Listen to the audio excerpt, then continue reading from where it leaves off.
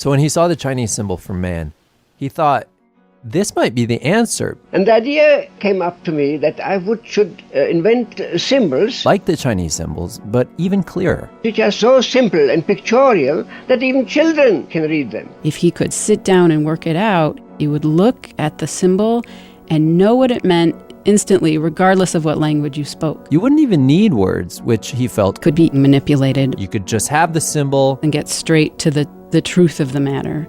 And the way he saw it, right off the bat, you'd have all of these benefits. Frenchmen and Finns, Englishmen and Estonians. Language barriers would be out the window, Everything from traffic accidents to health problems, could be avoided, he thought. if his symbol system would just be adopted.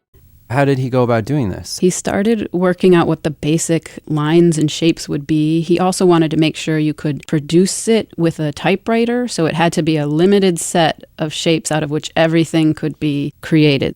But kind of the one thing that it did that no other language or symbol system or anything has attempted to do, at least as far as I know, is that it would make clear when something was what he called a human evaluation, basically an opinion. And what you would do is you'd put this little V symbol and you'd put it above the symbol. And why V? Well, because you know how V is balanced on a point and it's unstable, it wobbles. To him, that represents opinions, human evaluations, anything that comes out of the mind.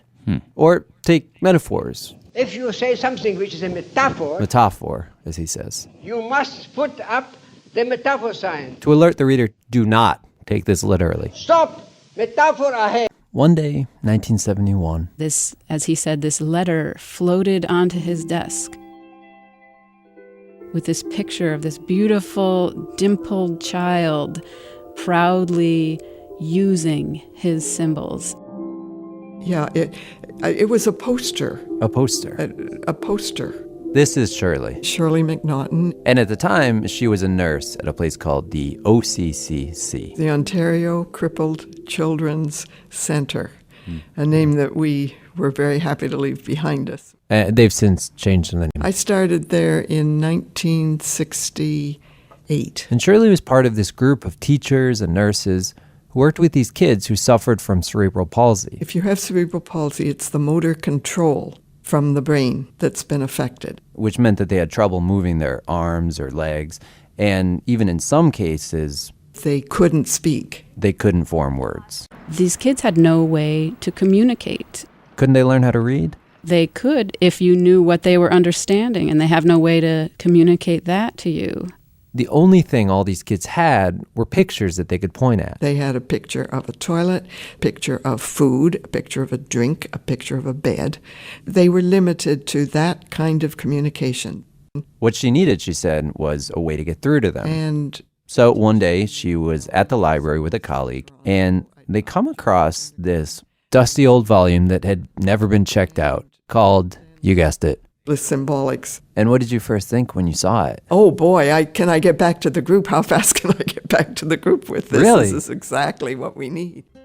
And pretty soon they'd created this giant laminated chart. It had I and you and he, she, we, and they. Then it had mother, father, grandma, grandpa, doctor, nurse, teacher, therapist, postman, fireman, librarian, dentist. Eventually they added adjectives, Happy, sad, and frustrated. All the verbs you had love and like and hate, want, need, understand. Pretty soon The kids started to do amazing things with symbol combinations. they started to improvise.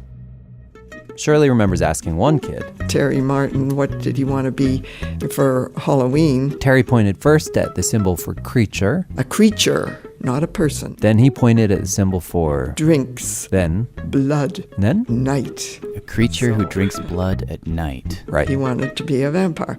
Ah, He spelt a new word. It sounds like an explosion with these kids. It was. It was. For the first time, she says, she could actually talk to them, like know who they were. And it was around then that she and the other teachers decided to send Charles Bliss that letter. But somewhere along the way, he notices something. Shirley and the teachers had begun to augment the system. They'd begun to add their own symbols. such as the opposite meaning symbol. This allowed the kids to take one of Bliss's standard symbols and just invert the meaning. Opposite of happy, sad. Opposite of up, down. Opposite of in, out. It seemed to her this would effectively double the number of adjectives. which would be great for the kids. And we developed rules For how to combine symbols, for how to be more precise with the symbols. Yeah. She threw in some new pronouns that were missing. the difference between he and him and his. In short, I would make the adaptations I needed to make. From the very beginning, we were using it to meet the children's needs. their specific needs. And of course, that is not what he had in his mind. He wanted a system that was universal. Every change that she made created like a separate dialect. He would get very emotional about it, So when he got back to Australia, he started writing all these letters. basically taking issue with her changes and her failure to understand how his system works.